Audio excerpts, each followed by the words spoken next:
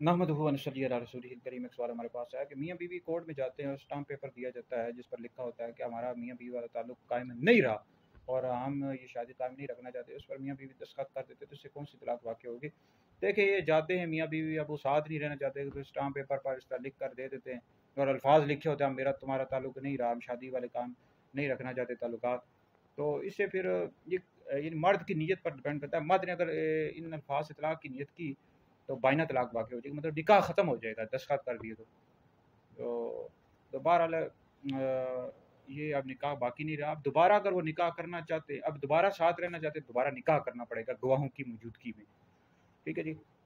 तो बाकी तलाक के जो मसाइल होते हैं बहुत नाजुक तरीन मसाइल होते हैं। ठीक है, इस वाले से अगर आपने कोई मसला पूछना हो नीचे आप कमेंट्स में कर सकते हैं, या मुझसे रब्ता भी कर सकते हैं। मुफ्ती दानिश आदरी मेरा यूट्यूब चैनल है, वहाँ पर वीडियोज़ आपको मिल जाएंगी मुख्तलिफ मसाइल के हवाले से।